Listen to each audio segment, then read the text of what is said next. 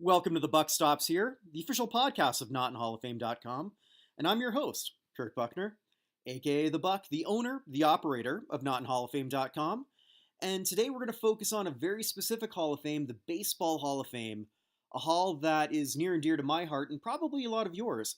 It's, I think, the most prestigious sporting Hall of Fame in North America, if not the world.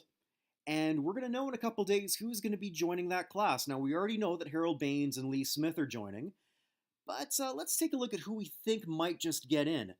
I'm going to talk to Evan Nolan.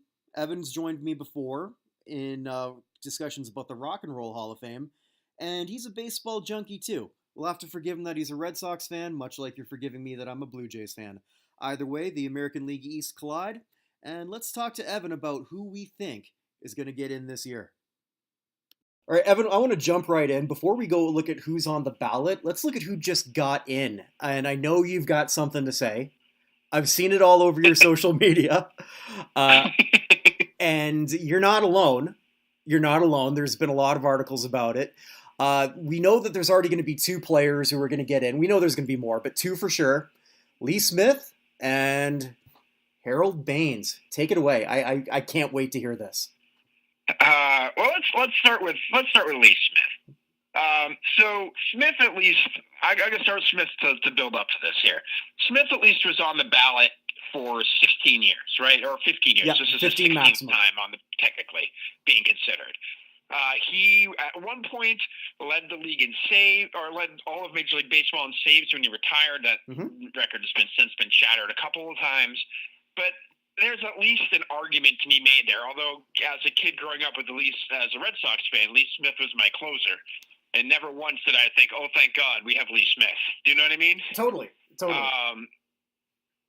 I mean, I don't really have a problem with Lee Smith getting in. I always figure that these committees made up of former major leaguers are essentially going to look for somebody, and someone who once led the league in a major counting stat is exactly who they're going to vote in, right? So and he was on the ballot for 15 years, and he got fairly close at one point. I think he made as high as was 55% or 50 in that range. Then he tailed off, but he did have like half support at one time.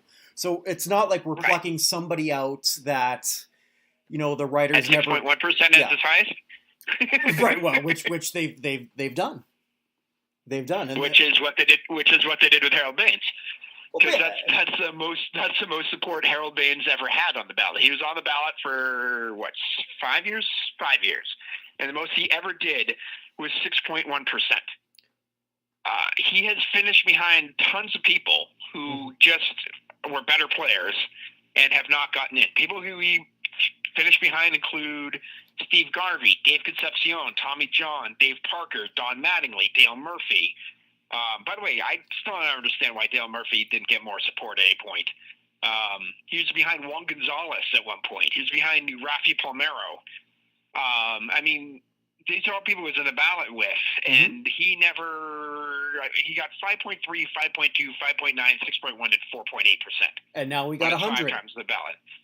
And now we got 100. It's 100%. And I think we should just sort of talk, for those who aren't aware, the Veterans Committee, it's made up of former players, some who are all Hall of Famers, some executives, and a couple historians, I believe. But it's only a committee of 16. So you've got to get at least 12 out of 16 to get there. Lee got, I think, 12 or 13. He didn't get perfect like Harold did. Harold, I mean, there's a lot of people saying, and I'm sure you've read this too, that a lot of that came from the big driving member of the committee, Jerry Reinsdorf, owner of the White Sox. Right. And, go ahead. And well, I was going to say, like, it's Baines, like, in some ways I have less of a problem with it and maybe because I always sort of liked Harold Baines. I was growing up, I mean, it's different now. Now I like the loudmouths. You know, like, just give me a soundbite, make something interesting. But in baseball, like, I always sort of gravitated towards the silent assassins. Like, Tony Gwynn was my favorite player. Harold Baines, I always thought, okay, he's consistent. He's got that beautiful swing. But, you know, like, now you look back, okay, he was one of the better DHs, but at no point, and I think you put that on your Facebook, and I'm paraphrasing, just tell me what exactly was. I think it was like at no point was he ever considered in the top 20 in any year. Realistically, yeah. In terms of voting for the MVP, I believe the highest he ever finished in any vote was 21st. And I know that Jaws and stuff like that is not a perfect measure of who should be in the Hall of Fame and who shouldn't be in the Hall of Fame. But Baines was fielding wise at least a right fielder, right? He played right field most of his career. DH, he played right field, right? Right. In the history of baseball, do you know where he ranks in Jaws for right fielders? I didn't check that out, but it can't be good. Take a guess. Oh, God. In DHs, it's got to be pretty good. But in right fielders... Actually, in DHs, I'm not even sure there is a set Jaws, because I don't even think they put Frank Thomas even as a first baseman. Yeah. Right. Yeah. But in terms of right fielders, I'll just save you the agony. He's 74th. Okay. He's the 74th greatest right fielder in history. People he's behind include Nick Markakis, Jinsu Chu, Nelson Cruz. Like, did anyone ever think Nelson Cruz was a Hall of Famer? Like him as a player, but no. I have to agree with you on that. Baines is it's for me. This is what I always thought about Baines, because I like Baines a lot. He does get support. He did get support. I think it was like a 40 on our list at some point, like around that spot, which I thought was sort of like a good spot for him. I mean, like in terms of accumulation, he did very, very well. He was consistent. He was well liked, and he was sort of associated, and people knew who he was. Right. Well, I mean, he's one of 38 people in baseball history who has 11,000 plate appearances. So, I mean, he made his last All-Star game when he was 40. So, I mean, he was still a popular player well into the end of his career, and of course he has pretty good statistics comparatively overall, but, I mean, he had 11,000 plate appearances. I mean, you have to be fairly good in order to stick around that long, right? But fairly good should not have you make the Baseball Hall of Fame. I'm sorry. Well, I mean, I live in Chicago now, which is where Baines basically, in my mind, at least split his career, I think of either as an Oriole or a White Sox. Yeah. And even here in Chicago, people were floored that he got in. I was going to ask you about that reaction. Yeah, I mean, the White Sox don't make sports talk radio out here very much. It's Cubs, Bulls, and Bears, and they also have a hockey team and a second baseball team. But it was I mean, just outright shock. And ultimately, though, in terms of electing a player, this was about as out of left field, unexpected as I can remember, particularly since he got in unanimously. Yeah, I mean, these committees have done some terrible jobs over the year. The fact that we have both Dewey Kuhn and Bud Selig in is kind of ridiculous, particularly. Yeah, I mean, particularly Kuhn. Kuhn was as empty a suit as ever existed as a commissioner, and that includes Gary Bettman. Who is a Hall of Famer. Who is also a Hall of Famer, yes. We haven't talked to the Hockey Hall of Fame, but yeah. Gary Bettman. Anyway. But this is, yeah, I haven't, raised my voice here. I got two kids sleeping upstairs, probably why. But yeah, I somewhere I'm sort of picturing Fred McGriff just taking his baseball bat. Fred, he's a pretty low key guy, and just sort of just whacking everything, just thinking like this can't be right. Well, yeah, we'll get to McGriff later, but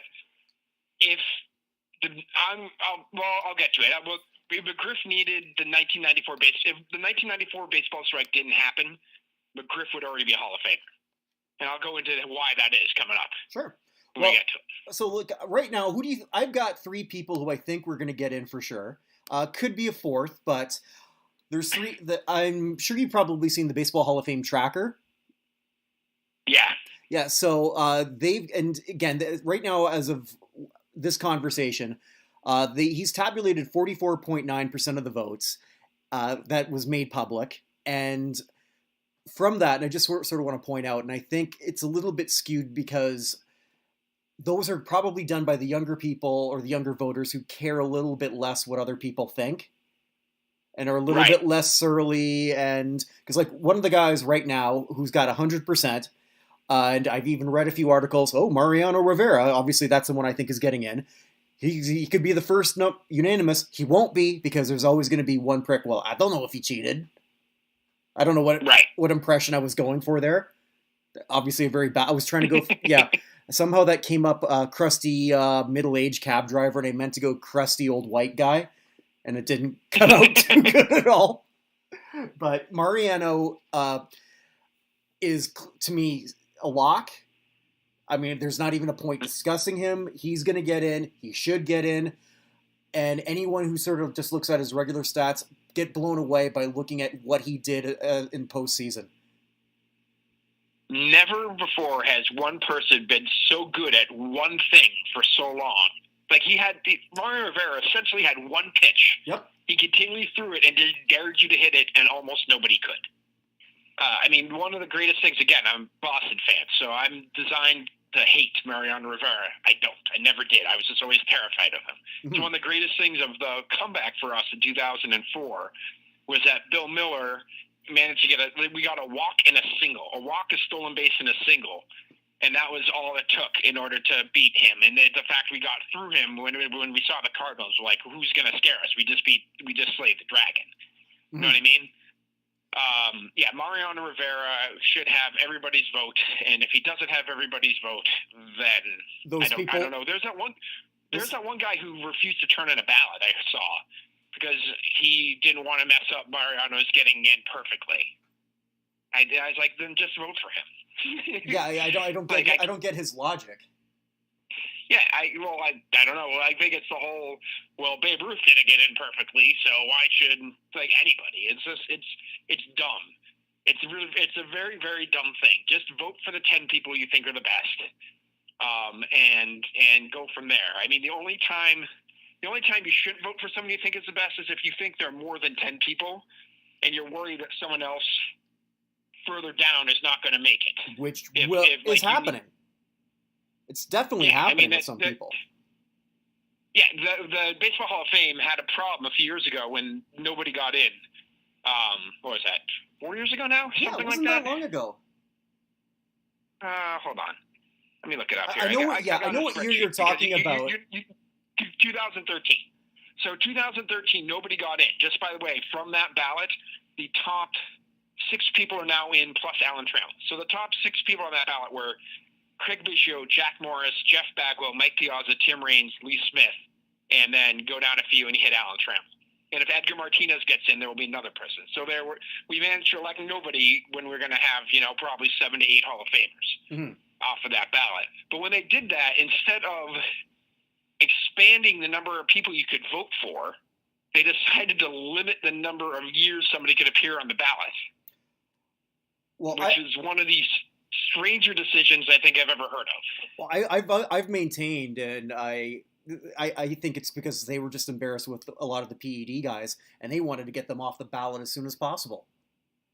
Well, thank God they were embarrassed by the PED guys, and then let in Bud Selig and Tony La Russa and Joe Torre and Bobby Cox. Not that La Russa, Torre, and Cox don't deserve to get in, but they were managers of teams that were filled with people who were taking PEDs. And Selig was the manager or the commissioner of a league where everybody was taking PEDs. La Russa could have. I was gonna say La Russa could have hid like 10,000 syringes in his hair alone. Oh God, that man. But anyway, I mean, he had Pulse McGuire and Canseco in his locker room. And who helped him? And he had McGuire in multiple locker rooms. He had him in Oakland, and he had him in St. Louis. In St. Louis. Oh, and McGuire helped him win a whole bunch of games. And McGuire is not going to get in, or may eventually. But he just sailed in the first time they had a chance to do it. It's just like the whole way that baseball dealt with PEDs was the absolute backwards way they should have done it. But of course, the guy who was in charge the whole time just sailed in as well. So absolutely, and to some of the writers' credit, they said, you know what, if that's how it's going to be, then they've changed a lot of their votes because of that, and they're recognizing the hypocrisy, which good on those writers. Exactly. Well, I mean, the fact that Selig was the one that was more because the three managers got in first, and Selig got in, I think, the next year or maybe 2 years later. Mm-hmm. But as soon as Selig's in, you can't keep anybody else out. Yep. You just can't. No, totally. But anyway, back to Mariano Rivera. Yes, he should be 100% first ballot getting in. And he will be. So. I think also he's not going to be the only one. Roy Halladay, according to Baseball Tracker, they got him at 94.1%, and he's someone I think is going to get in first ballot. Sadly, he won't be there to enjoy it. Yeah, that was a complete shock when we found out about that. Totally. So, and he belongs. It's another one of those statistics now where it's sort of showing that, all right, well, the 300 win thing doesn't really matter anymore. It's what you did in the modern game, which is how people are recognizing modern pitching. Halladay should be a lock. For the few who didn't put him in, I have to question that, but it might be strategic, or they might just be looking at other longevity, or they might be looking at that the overall tabulation. They shouldn't be, because he was a dominating pitcher for a long time. Right. Yeah, he was absolutely wonderful. Although, according to Hall of Fame Monitor, interestingly, when you look at this list of people, he's actually should be 13th on this list in terms of worthiness they get into the Hall, just based off of statistics, which is an interesting thing when you think about it. It is, but I'm sure they're also sort of looking at when Baseball Monitor stats they're counting stats, and they're not looking at other factors like, again, PEDs, like we mentioned. Right. Well, and the people above him on this list, 1, 2, 3, 4, 5, 6, 7 of them are either PED users or suspected PED users. So right, that's part of it as well. And one has become a Republican blowhard who defrauded the state of Rhode Island, which is probably hindering his ability to get in as well. Oh, it totally has. Totally has. And we're going to get to him. So the third guy I've gotten in sort of in agreement with Hall of Fame Tracker, Edgar Martinez, 90.8% is what they have right now of the ballots known. And if anyone was doing a dance, Harold Baines was in shock. Edgar Martinez says, all right, it's a lock. Let's book the Hall. Yeah. Because there's no way that anyone who has sort of said, okay, well, if Harold's in, they're gonna say no to Edgar now. They can't. No, they can't. Yeah, Edgar Martinez. I am a firm believer that the Martinezes from the late '80s, early '90s are highly underrepresented in the Hall of Fame. Dennis Martinez is someone who I actually was shocked as a kid. Would always thought was going to get in as well. That's why he's not there. But I just felt that as a kid. I always felt like when Dennis Martinez pitched, it was a big deal. But Edgar Martinez was clearly he and Griffey, and I guess Jay Buchner is the third, were the 1-2 punch of those Seattle teams, and the one that's won the most regular season games of all time. Mm-hmm. It was Griffey and Edgar just driving that team forward. His main problem is that they were counting the fact he was a below average third baseman against him for so long that it took a long time for anyone to believe a DH could get in. I think we're done now, right? Well, Ortiz. I think David Ortiz also probably helps in that regards too, because when Ortiz comes up, he's going to be a first ballot. Definitely. Definitely. I was going to ask you that. If Ortiz is coming down the pike and he's getting in, well, if you have the number one guy in, how can't you put the number two? You know what I mean? Absolutely. And now you pretty much have, and I'm going to throw Frank Thompson there. Now I think after Ortiz, you've got 4 DHs. Right, yeah. You're exactly right. And Thomas played a lot more first base, although I still remember a game against the Red Sox, I believe, where they were hit a double play ball to Thomas. Thomas went and stepped on first base and threw a ball towards second base that Chuck Knobloch would have been embarrassed about. And it was the single most ridiculous thing, maybe other than John Lester, the first time he tried to throw a pickoff in the playoff game against the Royals a few years ago. It was for someone who was a top athlete, that may be the single most embarrassing thing I think I've ever seen anyone do on purpose. But yeah, it was. Frank Thomas is clearly, if you're not counting him as a first baseman, it's clearly I'd even put him above Ortiz overall. Is number 1, Ortiz 2. Yeah, Martinez and 3. I would too. I would have that. That's my exact rank. Now, one thing that I'm sort of really interested in, I hope this stays. I don't think it will, because I remember from the last Hall Tracker, things just sort of skewed downwards, again, based on sort of, I think, the older demographic of the voters just being a lot more stingy with their votes. It's got Mike Messina in at 82.2%. I don't think he's getting in this year. I think he is soon. Mm-hmm. But I mean, I think he's a Hall of Famer. Messina is. Go ahead. Sorry. Well, I was gonna say I think Mike Messina is a Hall of Famer. He should have been higher before. I think he debuted at only like 20% or something really obscenely low. Yeah. Yeah, Messina is. I was in college in the 97 through 2001 in the Washington, D.C. area, and Messina was baseball in Baltimore and D.C. He was Messina and Ripken. Mm-hmm. And Messina was absolutely terrifying every time you went against him. When he went to New York, he pitched in a whole bunch of big games. He won a championship with them in 2009, was that? 2008, 2009, somewhere around there. Yeah, I mean, he didn't get thrown off by New York, which a lot of players do. He still was very, very good, very consistent. I think he retired with his highest win total. I know I just bashed what wins mean, but I think he had a 20. I'm going to look that up. But I know he was an all-star in his last season. Yeah. And he could have easily kept playing and compiled. He chose not to. You know, he chose to sort of like go out and not just sort of like try to pad stats. Yeah, he did. So I was right. Yeah, so his last year he went 20-9 with a 6th place finish in Cy Young voting. Yeah, that's the way to go out. I mean, Ortiz sort of went out the same way when he went out. He was 40, and he's like, "Man, I'm old," but he went out with like a hell of a good season. He probably still could be playing if he wanted to hit. But right. Yeah, it was Messina went out on top. He was a good guy. He was a hell of a pitcher. According to Jaws, they have him 15th on this list. But he had 270 wins, and like you said, wins don't necessarily count for anything anymore. But 270 is pretty darn good.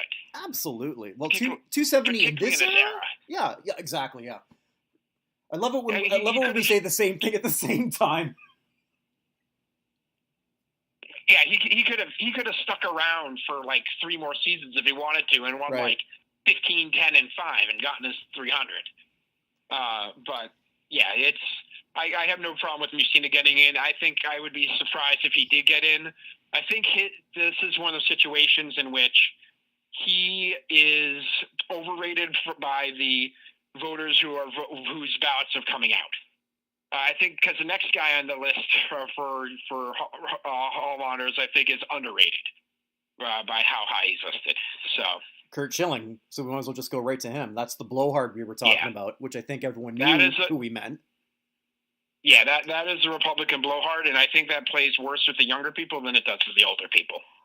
Yeah, but at the same time, though, I think a lot of the younger ones who might be offended by him were never offended by him directly, because Schilling wasn't exactly a great media guy before. And, I suppose that's true. Yeah, there's always that personal factor that sort of gets involved, that it's so easy for you and I to be objective. I've never met any of these guys. I've never interviewed them. I've interviewed Pete Rose, but they won't let him on a ballot. So, there's they always say, don't meet your heroes or don't meet some of these people. And, there's, if you look how everyone, Baines is such a great guy, let's put him in. And I'm sure that played into something. The fact that he's a nice, good guy eventually got him in the Hall of Fame. The fact that Schilling doesn't know when to keep his mouth shut, never will. Although he's been kind of quiet lately about this, so. He has been. Yeah, and maybe that does, it can't, it's hard. If someone pisses you off, and it's someone you've interviewed a couple times, and you've got this one little bit of power, it's like if you piss off the cop who pulls you over. They don't want to write you a ticket, but they'll gladly do the paperwork if you piss them off. Right. Yeah, I think Schilling gets in eventually. It wouldn't surprise me if he gets in this year, though. I mean, they have him in the Hall of Honors here, like just below, right? Or the Hall of Fame tracker. They have him at 74.1, which means he only needs to get to 75. Just thinking back to 2001 with he and Randy Johnson just absolutely dominating that series against the far superior Yankees. And then 2004 with, of course, as New Yorkers say, the most famous ketchup stain of all time. Yep. Like he has not only the stats and the gravitas, but he has the playoff bona fides behind him as well. Schilling should be in the Hall of Fame. Yeah, he should have been already. This is his 7th year on the ballot, I think. So he's still got 3 more years. And as some of these folks get cleared out, because I think we may have 4 people get in from this group. I think there will be 4, whether it's Schilling or Mussina. I'm not sure, but that'd be my guess. Maybe we'll have 5, which would be kind of a huge class, but also good for clearing some of this stuff out so we can actually have real debates about people. Absolutely. But yeah, Schilling will be in the next couple of years. And then Deadspin will write a whole bunch of articles about how terrible that is. And, that's just the way it's going to go. But yeah, so they're judging people on the field, not off the field. Right. Which is a perfect segue to Clemens and Bonds at 73.5 and 73. This will go down. This is not going to go up. I just don't see that happening. But if they finish around the 60s, again, that's a huge win for both of them, as they both inch towards the end of their eligibility. I think 5 years ago I said they would have had no shot. I don't think that anymore. I think they are going to get in through the regular method, but not this year. Yeah, let's go back to that 13 ballot again. So 2013, Clemens had. So the top three people who didn't get in were Schilling at 38.8, Clemens 37.6, and Bonds at 36.2. All 3 of them went down in 2014, then up a little bit in 2015, and they got back into the mid to upper 30s. And then by 2018, last year, we have Roger at 57.3, Bonds at 56.4, and Schilling at 51.2. All of them are over 50% now. More are getting closer and closer to 60. Clemens is the one who's the closest to 60. And I think when it comes to this, I've always been, again, I've never ever going to have a baseball Hall of Fame vote, but I've always been of the belief that even more than other people, and this may be splitting hairs here, but it seemed like both Clemens. When Clemens went to Toronto and when Bonds got pissed that McGuire and Sosa were getting all the attention when they were on stuff, both of them ended up probably taking steroids if they did at that point. So they kind of had 2 separate careers, like a pre-steroids and a post-steroids. Right. And both of them in the pre-steroids era were Hall of Famers already. So if they were both already Hall of Famers and then took something and remained Hall of Famers, it's in my head. You just put it on the plaque. So it's a museum, right? You can't really tell the story of baseball in the 90s and 80s without either of those guys. That's true. I have absolutely no problem going in, even if neither of them are exactly warm and cuddly, and both of them have at least had significant accusations of having used performance-enhancing substances. But I don't, with the other folks who've also been accused of gone in, like someone like Mike Piazza. Yep. It's hard for me to imagine Mike Piazza being in the Hall of Fame without Bonds and Clemens. And Ivan Rodriguez, too, another one. Ivan Rodriguez got in his first ballot. Yeah. You know what messes me up, though, about actually the whole Bonds Clemens? Because essentially you're talking about their careers are essentially the same thing, just Clemens with more postseason success because he had better players around him, essentially. And then when Bonds did not, when he was in the postseason with San Fran, he didn't do well. But that's neither here or there. But Bond's best teammate also had a penchant for getting injured while washing his truck. So. It's true. But what throws me off every year is they're always sort of like side by side, neck and neck in terms of their votes, but they're not the same. How do you vote for one and not the other? Oh, I have no idea. I'd Well, love to talk to that guy. Slightly ahead. Clemens has always been slightly ahead, and I think that just has to do with the fact that Bonds was. I mean, Clemens was kind of a jerk, but almost in some ways an approachable jerk. Bonds was he was cuddly as a cactus, as they say about the Grinch. Like he's just been so terrible to sports writers, whereas Clemens was a little bit better. And if personal biases always come into this, if someone was a jerk to you, you're not going to vote for him. Yeah, so that's the only way I can imagine. Because it's only 2 or 3 guys difference. So that's the only thing I can think of. But otherwise, no, I have no idea how you vote for one and not the other. Yeah. The one that surprised me the most when I was looking at this right before our call, I'm stunned, and I'm happy about it, but I'm stunned Larry Walker's at 67%. Yeah. Larry Walker is definitely a Hall of Famer to me. His major problem is that he played in Colorado, and they just believe that anyone who played in Colorado must absolutely be terrible just because they played there.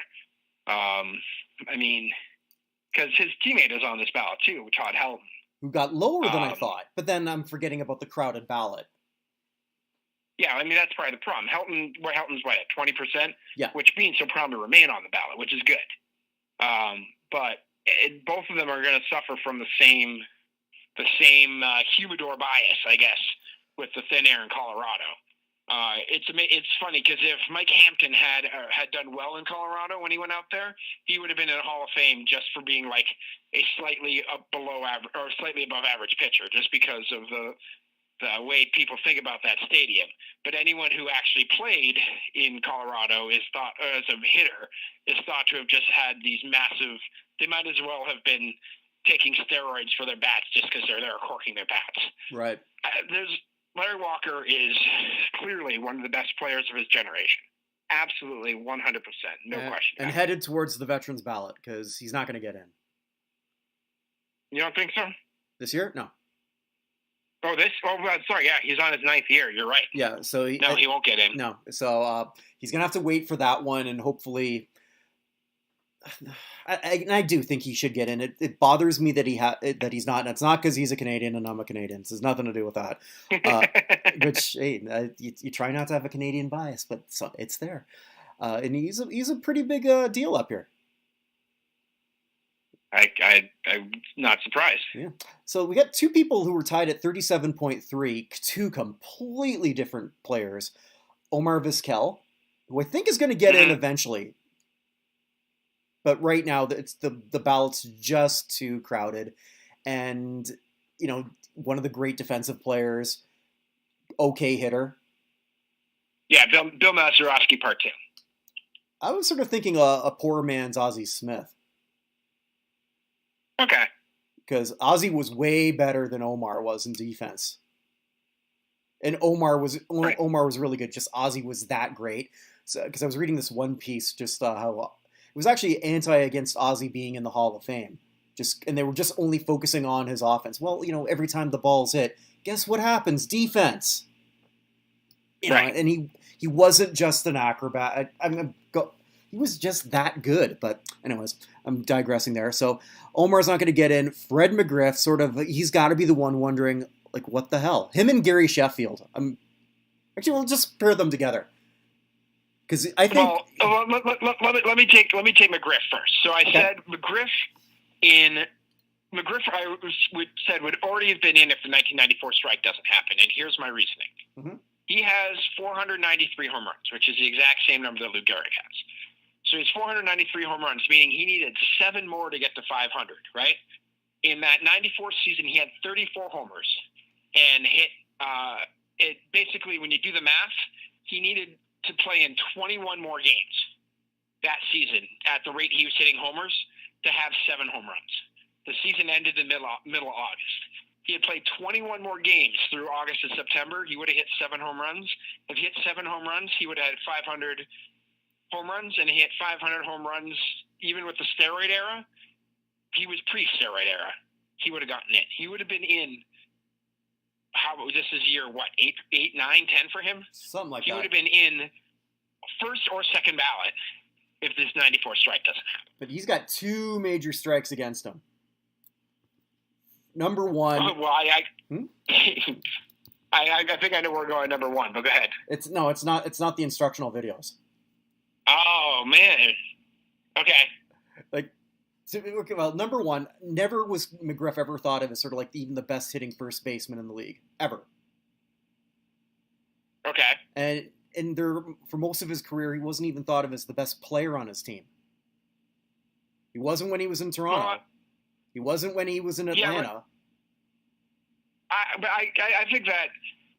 I think one of the great tragedies for both he and Sheffield were teammates on that 93 Padres team, or 92 or 93 Padres team that had like 7 guys or 6 guys go to the All-Star game. There's the 2 of them, Robbie Alomar, Benito Santiago. I can't remember who else was on that team. It wasn't Alomar because they were traded for each other. I'm sorry? Alomar and McGriff were traded for each other.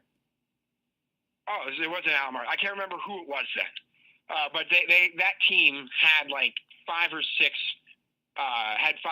All-Stars on it, and then the Padres went cheap and broke that team up. That had the potential of being one of the greatest teams of all time. And if that happens, then maybe both, again, if they have the postseason or whatever else, maybe both McGriff and Sheffield have a better argument getting in. But yeah, and I think what also hurts, though, he's also not known for really any one team. Yes, he was with Toronto for 5 years, Atlanta 5 years, Tampa 5 years. But when we talk about Gehrig, Gehrig had 493 home runs, all with the Yankees. Right, and never missed a game. Right. The best that McGriff had, 130 with Atlanta, like for one team. Now, Fred McGriff gets McGriff's disease, then he's got a shot. Well, yeah. See, now, someone else who I thought a long time ago should have gotten a lot more support and didn't, I think has the same problem with having been on too many teams. That was Kenny Lofton. I think Lofton is so criminally underrated at getting into the Hall of Fame. Sure, I agree. But he was on the Indians, and then when he wasn't on the Indians, he was on basically every other team in Major League Baseball. And it completely diluted what he was doing. So I think there may be some truth exactly to the fact that McGriff had just stayed in one place, that it would have made a difference. And I think so, too, because let's say he does get in. Like, you can make a case for 3 different teams there, and it's not like anyone in Tampa, Atlanta, or Toronto are going to say, he's ours! He just didn't have that big, over-the-top personality, and sometimes we forget, when we're talking about Halls of Fame, the key word sometimes people forget, it's fame. Fred McGriff was really not famous. Wow. In that level. I don't know. I mean, I guess that's true. He had a cool nickname, and he had the Tom Amansky videos that made him seem like he was all over the place through my childhood. The most played commercial of all time. Do you know that? You told me that. I think when we talked about that before. I think actually, if he got into the Hall of Fame, that should be the cap he wears. the Tom Amansky video. Yeah, that basic blue hat. Yes, he's certainly not a Rays legend like Wade Boggs, though. So who went in as this Devil Ray? Didn't they make him not go in as a Devil Ray though? Yeah, he wanted to. He went as a Red Sox, but he really, really tried to go in as Devil Ray because he had his 3,000th hit with them. So, and I think Sheffield it falls under the same thing, then plus the PED stuff, because Sheffield did have 500 home runs. Yeah, Sheffield is someone who I'm much more likely to bang the drum for. Sheffield was absolutely terrifying when he came to the plate. Again, as a Red Sox fan, playing against those Yankees teams for so long, he was absolutely petrifying. And his career was changed so much because he started up in Milwaukee as a shortstop. Yes. They got all pissy. Was it Jeff Cirillo? I'm trying to remember who it was who they moved him out of that position for. And he got all pissy about it. And they ended up just trading him to San Diego just to get him out of there. I think it was Cirillo, but I may be mistaken on that. So he started as this live, really athletic, not quite living up to his talent shortstop, and ended up as a terrifying Cobra-like batting stance right fielder on a whole hell of a lot of good Yankees teams. He was never, I guess, the best player on any of those Yankees teams, which probably counts against him to a certain degree. Mm-hmm. But my God, was that man terrifying at the plate. There's no one else on those teams except Jeter because he was magic. But there's no one else on those Yankees teams who scared me nearly as much. Not Giambi, not Teixeira, not any of those guys, other than Sheffield. Or I guess Paul O'Neill was kind of terrifying too because he always got hits against the Red Sox. But Sheffield is someone I'm much, much more likely to beat the drum for than McGriff. Although I can tell you, McGriff is going to be in the Hall of Fame in 3 years anyway. Because if they put in Baines, there's no way they're not putting in McGriff next time they meet. But he's going to need the right committee to sort of go to bat for him on that. But he's got 493 home runs. I mean, that may be, and no suspicion of PEDs, and that may be enough. It may be. It very well may be. But I mean, there's some weird people who were even nominated for that. Obviously, as a Jays fan, I love Joe Carter, but Joe Carter shouldn't even be even in discussion. There was just too many things lacking in his overall game for him to even be considered. But there he was on that ballot. I mean, he's one of 3 players ever in the World Series with a home run. So, he's got that going for him. Right. If he doesn't do that, he's not even on that thought process. He's not. He can't be. Yeah, probably true.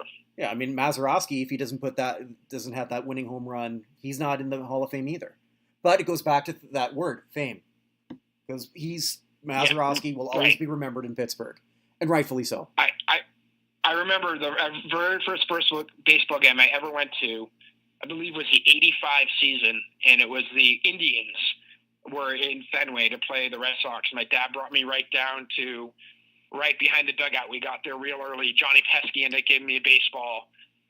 But we were behind the Indians dugout, and Joe Carter was there, and he at that point was the largest human being I think I had ever seen in my entire life.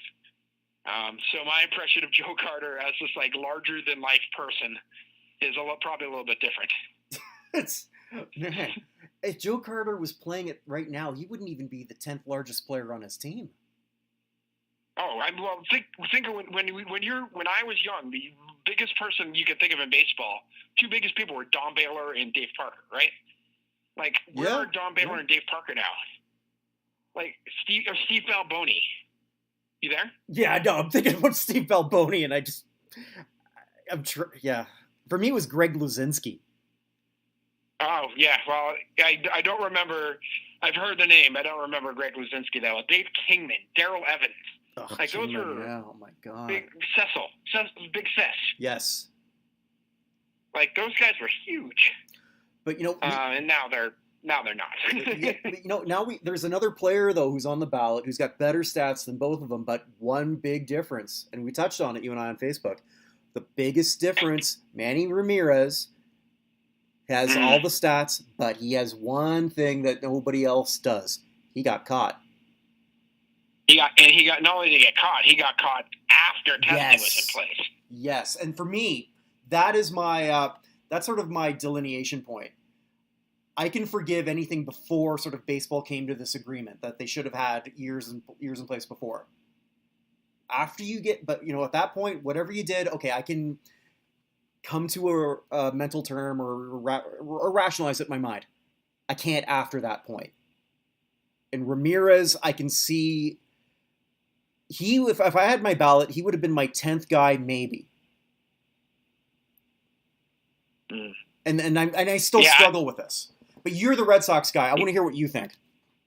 Yeah, I'm the Red Sox guy, and I'm also the Red Sox guy who has incredible love for Ortiz, despite the fact Ortiz was allegedly, and we have no way of proving whether he was or was not, one of the people who tested positive on that secret 2003 Mitchell report, right? But that's before.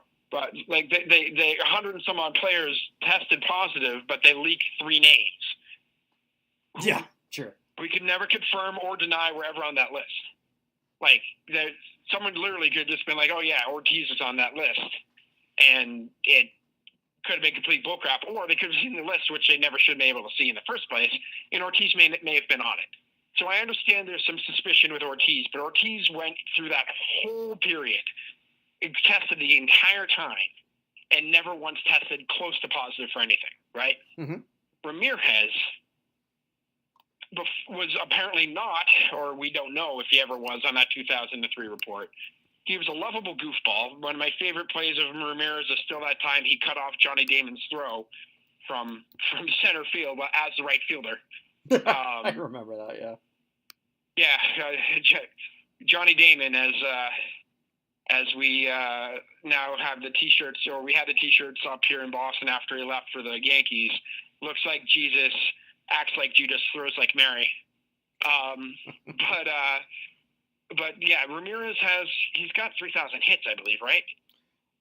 He's got 3,000 hits and 500 home runs, I believe.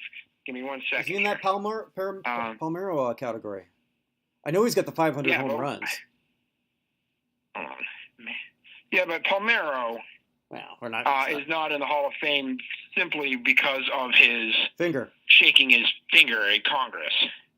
Like, knowing it, the crazy thing about that is he knew he was going to be suspended at the time he was in front of Congress. I heard he knew he was going to be suspended when he hit that 3,000th hit. Yeah, he knew he was going to be suspended, and he knew in front of Congress.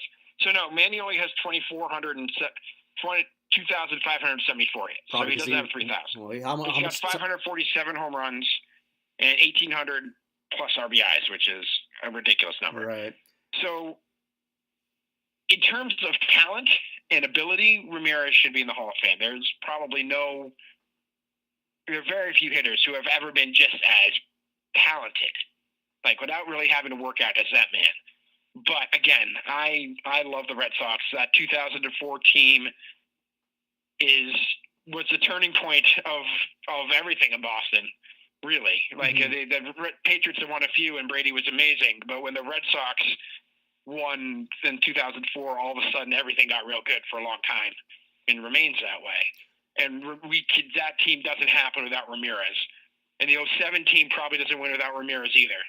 But between that and a few other things like this has nothing to do with necessarily doing the field, but his attacking the traveling secretary of the Red Sox before they traded him to the Dodgers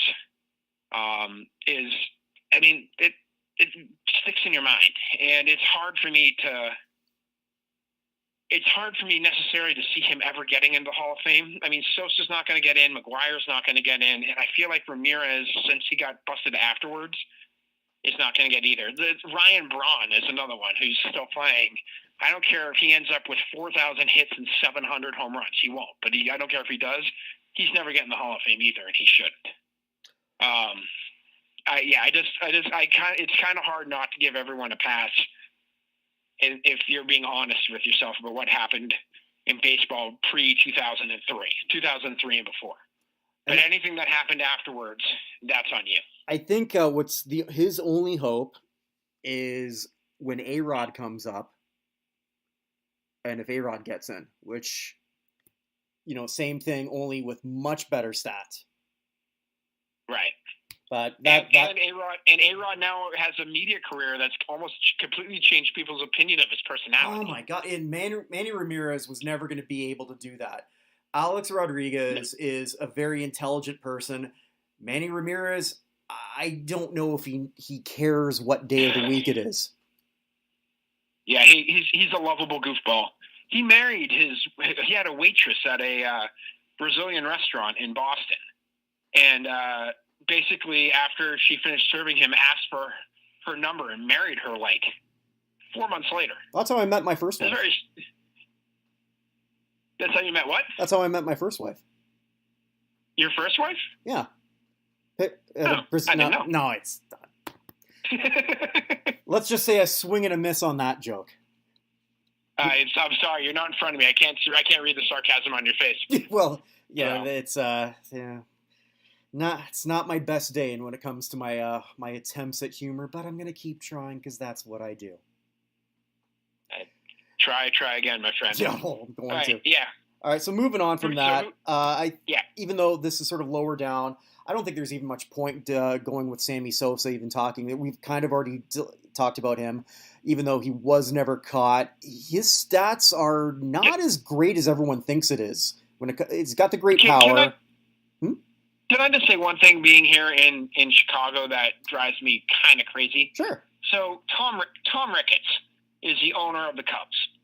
And Ricketts was on the radio again today talking about how Sosa's not allowed back to the Cubs until he apologizes for what he did, as if Tom Ricketts, who didn't own the team at the time, is owed some sort of apology for Sosa McGuire saving baseball. Mm-hmm. But so Sosa's not around anywhere around on the team.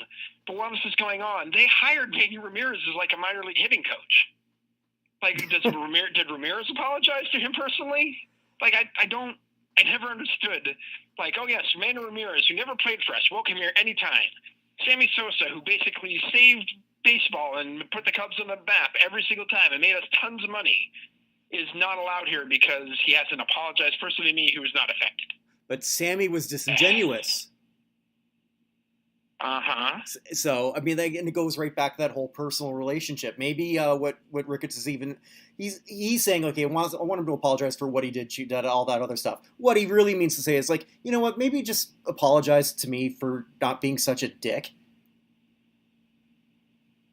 It could be as simple as that. Like, Sosa was caught, he was called out he knew how to play the media until he didn't. Until sort of like public perception sort of turned on him, and then he couldn't handle it. He just couldn't deal. Perception started turning on him when he pretended he didn't speak English at the congressional hearings. Oh, that was the funniest thing ever. Like, we've all heard you speak English. Like, don't pretend you don't. You say, hey, I'm not you can always say I'm not comfortable testifying in my non-native language. It's fine. Like, if that's your excuse, it's a flimsy excuse, but at least it's something somewhat believable, because I'm afraid of perjuring myself if I'm not speaking whatever, although that admits some sort of guilt. Well, that's sort of like why he became so pale. I mean, he was reading all that stuff in English, so he didn't know what he was putting on his skin. All right, I'm back. That A, joke was one thing, but B, just he's so unrecognizable now. Yes, he is. He sort of looks like a creepy uncle of that guy who did Mambo No. 5. Who Bega? Yeah. Yeah, he's become the anti-Rachel Dolezal or whatever her name was. It's kind of weird. Well, anyway, for someone who spent so much time in front of the media, he sure forgot how to play them or even just deal with them so fast. He forgot that as fast as he forgot English. It's just fascinating. Yeah. So we've got a few more to go through. And I think we can just sort of like agree that they're gonna like advance. And I'm not even sure we'll discuss whether they should be Hall of Famers yet. We've got years to go through all this. So Scott Rolen at 20.5%, he's going to be back on the ballot, I think, and he should be. I just want to say one quick thing about that. Yeah. Scott Rolen was the Rookie of the Year the same year Nomar Garciaparra was Rookie of the Year for the Red Sox. And it just seemed like the two of them were going to just have absolutely incredible mirror, Hall of Fame resumes. They'd be going in at the same time and everything. And Nomar, of course, got hit in the wrist in 2003 and was never quite the same player after that. Had the falling out with the office, got traded to the Cubs, and the Red Sox won the World Series without him. But it's kind of weird as a Red Sox fan to think that I think Rolen eventually will get into the Hall of Fame. I think this ballot's just too crowded for him, but he has he's got a pretty good ranking amongst third basemen, and even though he was a little bit prickly too, I think eventually he'll get in. But it's just sad for me as a Red Sox fan that not both he and Nomar kind of coming up at the same time here, having both had long careers together. You know what I mean? Yeah, I can't think of Nomar without thinking about Jimmy Fallon and that bit he always did. Yes. And Nomar was, again, one of those guys. I mean, like, he felt like he was a star. Oh, yeah, absolutely. Oh, absolutely, he sold. Yeah, and he was. And I think that does matter. And if he didn't sort of, like you said, just sort of like fallen off the face of the baseball earth for a time, and just couldn't even become like even a good player, let alone a great one. And it was just too short, too soon. Just a lesser version of Mattingly in a way. I absolutely agree. Yeah. Absolutely agree. So we got Todd Helton, who I think will come back. I think we already said that. And I was a little surprised at his 20%, but again, the crowded ballot. Jeff Kent is 15.7%. He's pretty much happy to be there, and I don't know that he's a Hall of Famer. And I don't think Scott Rolen on the ballot does him any favors with another good infielder. No, and he was interesting on Survivor the season he was there. So I mean, he's got that going for him. Yeah, so is John Raucher. Yes, very different reasons though. Yes. Billy Wagner worth talking about. I don't see him ever getting in. So Billy Wagner is someone who should be getting a lot more Hall of Fame credit than he does. He is part of his problem, I guess, is the fame section. He was on those Mets teams. He was on some Astros teams. He was on the Red Sox for a couple of years. But Billy Wagner needs some of these people to get cleared out so he can have a real discussion about his ability to his worthiness. I don't know if he's ever get in. I mean, he was down at 11% last year, but those numbers are coming up as fewer and fewer people end up on the ballot. So we'll see. I don't think he ever necessarily gets in, but I think he more than anyone benefits from this glut of relievers getting in.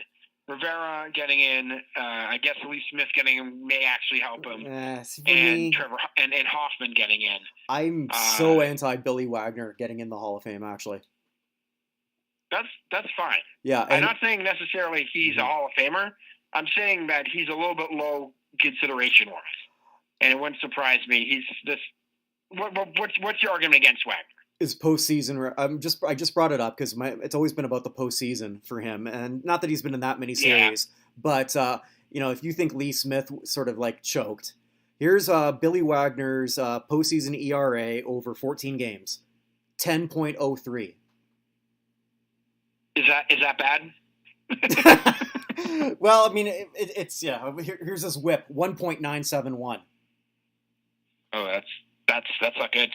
Yeah, so I mean, okay. That's for me, and I look at that. That's when there's your big shot, and you stunk when you were crap when you were with the Astros in the postseason, with the Mets, with your Red Sox. Granted, it was only 2 games, but that sort of like made everything worse because it was an 18.0 ERA over one inning. Yeah. Well. Okay, so maybe he's not getting in, but he still should have some consideration going in. Anyway, continue. Who else do you want to talk about? We only have a couple more left. Who Andrew Jones, who I really like. He would have been actually my 10th guy if I have a ballot, which I guess like yourself, I don't think we ever will. But if we ever get one, for the site, we're going to figure that out together, brother. All right. Yeah. Let's figure that out. Yeah, because I love Andrew Jones. I think Andrew Jones has the advantage of having the defensive chops. Yes. Because he wasn't just a slugger. He had some actual Gold Glove ability out there. And I think that makes a difference. I don't know how much a difference it's going to make in him getting in. Chipper was, I guess, the better Jones in Atlanta, or at least the more beloved Jones who got in last year, 97%. But he's an interesting case who again might do better with a fewer people on this ballot. The last guy who's just barely hanging on, and I'm shocked, but again, crowded ballot. I've said this before, so I shouldn't be. 6.5%. Andy Pettitte. Yeah, I know. Pettitte's another guy who he only used PEDs once, remember? But he handled it better than everyone else. Yeah, he at least apologized at some level for it, which almost nobody else has ever done. Unlike everyone else, he owned up to it and never just kind of let it go. But Pettitte is an interesting case. And you've got a good postseason performer too. Yeah, I mean he's got a .646 winning percentage, and again that doesn't necessarily mean anything. But he's a heck of a postseason performer. He was a hell of a pitcher for in higher leverage situations for Yankees teams, for all those Yankees teams. Like he should certainly be higher than the 6% we have here. And it may just be we have too many other pitchers at the top of this thing. So we had Halladay and Schilling and Clemens and Mussina and everybody else. There's just only so many pitchers people are putting on there. But Pettit is a case that's very, very interesting. He's dangerously close to not making a second year, especially if sort of that theory I have. Because a lot of these are going to drop, especially if it's a PED guy, and he is an admitted one. Again, prior to that whole thing, but I don't know that I'd even put Pettit in the Hall of Fame. I'm not even sure that I would, but he's one of those guys. But he shouldn't be a one and done. No, God, no. No, I mean, I want to talk about this guy another year.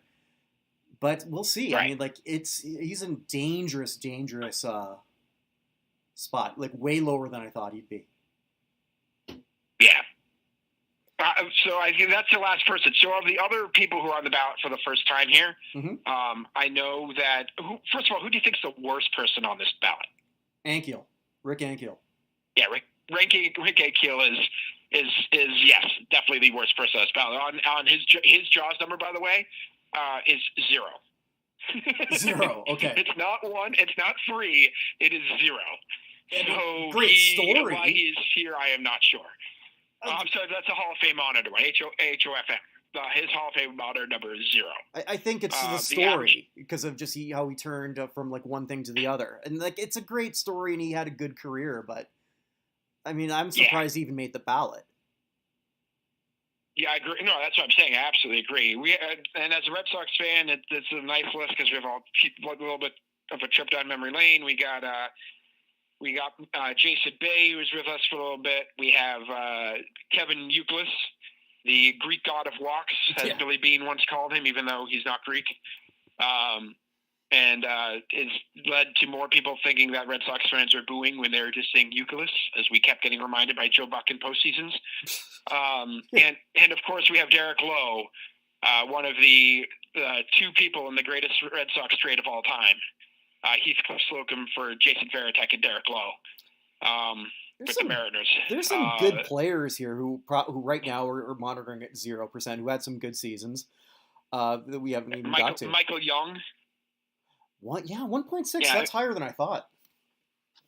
Yeah, Michael Young is here. They're only what about the 3 names left that are kind of interesting, at least, are Berkman, Oswalt, and Miguel Tejada. Because Tejada's another guy. If you look at the Hall of Fame monitors, his score, the average Hall of Famer is 100. He's got a 146 on that measurement.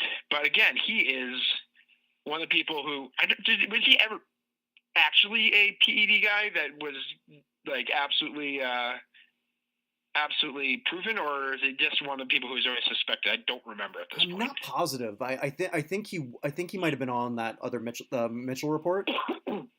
He may have been, because he's 9th on this list on the Hall of Fame monitors as to who's getting in. Mm-hmm. So their list is Bonds.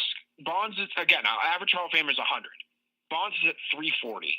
Clemens at 332, Ramirez at 226, Mariano at 214, Sosa's 202, Helton 175, Schilling 171, Sheffield 158, Tejada 149, Walker 148, and Edgar Martinez comes 11th at 132. Mm-hmm. But again, that takes in fielding, and that's not something Martinez did. But he's right up there with everybody else, and he's at 1.1 on this other ballot here. It's just surprising because he was somebody who he was Rookie of the Year, and he was on some terrible Orioles teams, but former MVP. He's a guy who at least had a certain degree of fame within the league. I'm surprised he's so low on this ballot. I know he's a PED suspect, but it's just 1.1 seems ridiculously low for someone like Tejada. Yeah, and I think Lance Berkman's another one that I find a little low, but I think mostly because he's got a bit more cachet. Just because, he was did third killer B. Third killer B did win in St. Louis, and not as a side piece. He won he had a great year for that, sort of a bit of rejuvenation. Yep. And Berkman's he was a good player. Right, and Oswald was also on those Astros teams. Mm-hmm. It was real good. Was he? I can't remember if he was on the Phillies team that won in 2009. I know he was on the Phillies, but I can't remember if he was actually on that team. If he was, he wasn't really much of a factor. Okay. If we're not sure. But, I mean, Oswald is another one of the people who was considered one of the top pitchers in the league for a long time. Mm-hmm. And it looks like, from what we see, none of those guys are going to make a second ballot. It's a little bit surprising. And, well, I was going to say, like, and your good friend there, Vernon Wells, is there. So, like, with the 0.0. Yeah, I'm glad to see Wells made the ballot. Of course, his contract isn't actually eligible till next year. So he signed that 7-year deal, and the last year of that deal, he signed that 7-year deal in Toronto. I know. Got traded to the Angels because the Angels somehow thought he was good. And then ended up with the Yankees, and then after the 13th season, the Yankees cut him. But he still got paid his salary by the Angels. So he got paid like $2.3 million by the Yankees. He got paid $21 million not to play baseball in 2014. So he got it was like $2.3 million from the Yankees, and the other 18 whatever or 19 million got paid by the Angels. It was. It's just every once in a while you see a name, you're like, oh yeah, Vernon Wells. That guy was not as good as everybody thought he was. He had a couple decent seasons in Toronto, and he wasn't that bad. I mean, but if the best thing I can say, hey, he wasn't that bad. Let's put him in the Hall of Fame. Right. And then the other people on this list, the Darren Oliver, John Garland, Freddie Garcia, Placido Polanco, Pronk, Travis Hafner. Love it. I just more famous for his nickname. And, of course, the second worst player on this ballot, according to Hall of Fame monitors, Ted Lilly, who is, at least in my opinion, most famous for, at least during his playing career, for being serenaded by the Red Sox fans when he was with Oakland in that crazy game leading up to the first round of the 2004 playoffs. Every time he came out, everyone just said Lilly, like the entire stadium, and it bothered him so much. But yeah, so none of those guys are getting in. No. But hey, congratulations! They made the list, and I mean, if that's just making though. A Hall of Fame list, just making a Hall of Fame list is a pretty good deal. It is, and I think a lot of people aren't aware that. Yes, the minimum requirement is you got to have 10 seasons, but that doesn't necessarily mean that you're going to be on a ballot. Right. Yeah, so because there have been some players, there have been some multi-time All-Stars that played 10 seasons, did not make the ballot, did not even make the ballot. They figured there's just no point. And, just for that, I mean, I'm sure there's a few of these people, Ankiel being one of them, like, hey, I made the ballot. I mean, that's a pretty big deal. Darren Oliver comes to mind as someone who probably might have thought, I had a pretty good career. I was a middle reliever for 20 years. I did my job. I did it well. I think I played for every single team, including every fictional team. And I'm going to plug my fictitious athlete Hall of Fame, which you can find at notnhallofame.com. And, I was happy to see Darren Oliver's name on the ballot. I don't expect anyone to vote for him, and you shouldn't. But I'm happy he got on the ballot. I was actually happier about that than probably seeing Messina at 82.2%. Yeah. Yeah, I mean, and it's possible that one of these guys even gets a vote. Like, would it shock me if Derek Lowe got a vote from somebody? Mm-hmm. No. Does he deserve to be in the Hall of Fame? No. I mean, I love Derek Lowe as a pitcher, and he was a good guy in the clubhouse, and he did starting and relieving and all sorts of stuff. But it wouldn't surprise me if he dragged a vote. It wouldn't surprise me if Euclid dragged a vote. Yep. It wouldn't surprise me if Jason Bay dragged a vote. Like, it's possible that some of these guys could get one, which is even a bigger honor. I mean, even remember Jim Deshaies got that vote that one time, and he was a pitcher with a losing record. Yes. Yes. So, he was even joking about that too, if I remember correctly. Yeah. Yeah, he had a website, put JD in the Hall, and he figured that even if he never got anyone to vote for him, if someone voted for him because he was such a good interview, he's like, I only got 9 guys who I think are different. have the ability to get in. He's just threw shades of a bone because he liked the guy. But he said, I just remember him saying he put JD in the hall.com, and he's like, all I got to do is wait for the next JD to be eligible for the Hall of Fame, and I can make some money off this thing. Who would that be? So not JD Drew. That's already passed. Well, I mean, this is Jim DeShane's. Well, I know. I'm just thinking if he's already got the website, put like who's another JD you could just sell that to. It'll come to me an hour after this call. Yeah, nobody's coming to mind. I just like his entrepreneurial spirit, if nothing else. So. But anyway. All right, so we got to get back together after they've decided this.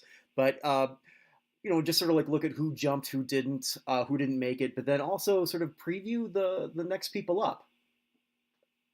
Because that will, I think, affect things definitely. That sounds good. And to go back, just to promote the site here, when the Fictitious Athlete and Fictitious Music Hall of Fames, which we curate and everybody should vote for, and by we, I mean you. When are those things getting announced? The Fictitious Athlete's already been announced. Oh, I somehow missed it. Yeah, so Mr. Daniel LaRusso is now into the Fictitious Athlete Hall of Fame. It's about time. Yeah, so I was pretty happy about that little thing, obviously. So yeah, finally he was the only one who sort of like always like he was like fourth, fifth, like always close. And then finally this time he just sort of like put that up. We're actually sort of changing the whole balloting around, adding a whole bunch more. So it's just going nuts there. Had our first woman in, Dottie Hinson. Yes, I've been voting for Dottie Hinson every single year that she's been out there. Yeah, and I think a little bit of sentiment sort of came in.